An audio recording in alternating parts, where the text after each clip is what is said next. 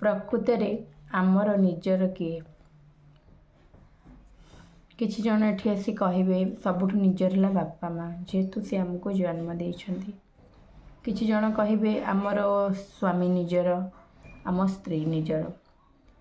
କିଛି ଜଣଙ୍କର ମତରେ ଆମର ଭାଇ ଭଉଣୀ ନିଜର। ବହୁତ କିଛି ସମସ୍ତଙ୍କ ଚିନ୍ତାଧାରା ଅଲଗା ଅଲଗା ଥାଏ। ସମସ୍ତଙ୍କ ପ୍ରତି ଭଲ ପାଇବା ବି ଏକା ପ୍ରକାର ନଥାଏ। ତ ସମସ୍ତଙ୍କ ମନରେ ଥିବ ଯେ ମୋର ପରିବାର ଲୋକ ହିଁ ନିଜର। ସେଇଟା କେବେ ବି ଠିକ୍ କଥା ନୁହେଁ। ନିଜର କେଉଁମାନେ? ନିଜର କାହାକୁ କୁହାଯାଏ?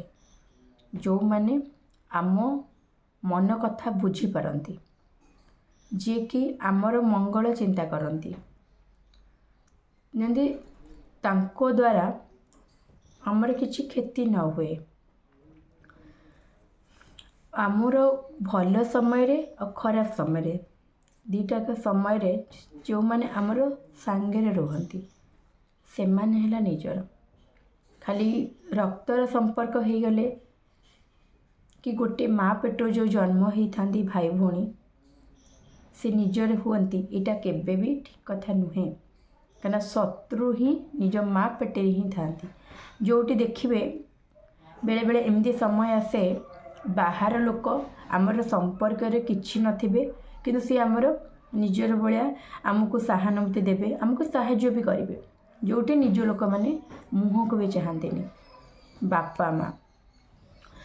ବାପା ମାଙ୍କ ଉପରେ ମୁଁ ଗୋଟେ କଥା କହିବାକୁ ଚାହେଁ, ଯଦି ସବୁ ବାପା ମା ଦୁନିଆରେ ଭଲ ହେଇଥାନ୍ତେ ତାହେଲେ ଦୁନିଆରେ ଏତେ ଅନାଥ ଆଶ୍ରମ ଯେଉଁ ଖୋଲିଛି ସେଇଟା ବୋଧେ ଖୋଲି ନଥାନ୍ତା। ସବୁ ବାପା ମା କେବେ ଠିକ୍ ପିଲା ପ୍ରତି କରନ୍ତି। ଯଦି ତାଙ୍କର 2-3ଟା ଛୁଆ ଥିବ ତାହେଲେ ଗୋଟେ ଛୁଆକୁ ଟାଇପ୍ର ଦେଖୁଥିବେ, ଆଉ ଗୋଟେ ଛୁଆକୁ ଆଉ ଗୋଟେ ଟାଇପ୍ର ଦେଖୁଥିବେ। କେବେ ସମାନ ଭାବେ ଭଲ ପାଇବା ସେ ଦେଇପାରନ୍ତି ନାହିଁ। ଏଇଟା ପ୍ରମାଣ, ମୁଁ ନିଜେ ସେଇଟା ପ୍ରମାଣ ପାଇଛି। କେବେ ବି ବାପା ମା ବି ଯେତେବେଳେ ବାପା ମା ଅନ୍ୟାୟ କରୁଛନ୍ତି ତ ଭାଇ ଭଉଣୀଙ୍କ ଉପରେ କ'ଣ ଭରସା କରିବ? ଯିଏ ଆମକୁ ଜନ୍ମ କରିଛି ଯେତେବେଳେ ସିଏ ବେଳେବେଳେ ଆମର ହେଉନି ତ ଆମେ ଆଉ କାହା ଉପରେ କ'ଣ କହିବା? ଏଇଟା ହେଲା ନିରାଟ ସତ କଥା। ଏ ଦୁନିଆରେ କେହି ବି ସତ କହିବାକୁ ଗଲେ ନିଜର ନୁହଁ, କେହି ବି ନୁହେଁ। ନିଜର କେଉଁମାନଙ୍କୁ କୁହାଯାଏ? ଯେଉଁମାନେ ସମ୍ପର୍କକୁ ବୁଝିଛନ୍ତି ଆଉ ସମ୍ପର୍କଟାକୁ ଲିଭେଇ ଶିଖନ୍ତି, ତାକୁ କୁହାଯାଏ ନିଜର। ମୋତେ ଯଦି ପଚରା ହେବ ତୋର ପ୍ରକୃତରେ କିଏ ନିଜର, ମୁଁ ଏଇଟା ମୋର ହୃଦୟରୁ କହୁଛି। ଏମିତି ନୁହେଁ ଯେ ମୋ ସ୍ୱାମୀ ନାହାନ୍ତି ବୋଲି ମୁଁ ଆଜି ଏମିତି କିଛି ଇଏ କରିବା ପାଇଁ କହୁଛି, ନା, ଏଇଟା ସତ କଥା ମୁଁ କହୁଛି। ଯଦି ପ୍ରକୃତରେ ଦୁନିଆରେ ମୋର କିଏ ନିଜର ବୋଲି ମୁଁ କହିପାରିବି, ସିଏ ହେଲା ମୋ ସ୍ୱାମୀ। ନା ମୋ ବାପା ମା, ନା ମୋ ପରିବାର, ନା ମୋର କେହି ବୋଲି କେହି ନୁହେଁ, ଏକମାତ୍ର ମୋ ସ୍ୱାମୀ। ଏମିତିକି ମୋ ପୁଅ ବି ମୋ ନିଜର ହେବନି। ମୁଁ ଜାଣିଛି ସିଏ ଆଜି ଛୋଟ ଅଛି, ମୁଁ ତାକୁ କେତେ କଷ୍ଟରେ ବଢ଼ଉଛି, ବଡ଼ ହେଇଗଲେ ସିଏ ବି ମୋର ହେବନି। କାହିଁକିନା କେବେ ବି ନୁହେଁ, ଏଇଟା ସତ କଥା, କେହି ନୁହେଁ କାହାର।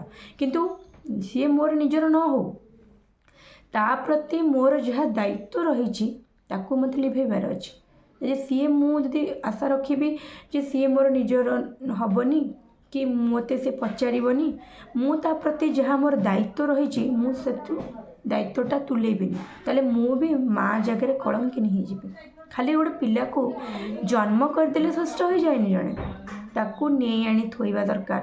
ଗୋଟେ ପିଲାର ମନ କଥା ବୁଝିବା ଦରକାର। ସେଇଠି ହେଲା ମା, ଯିଏ ପିଲାର ମନ ଦେଖିକି ଯେଉଁ କହନ୍ତିନି ମୁହଁ ଦେଖି ମନ କଥା ପଢ଼ିପାରେ, ସିଏ ହେଲା ମା।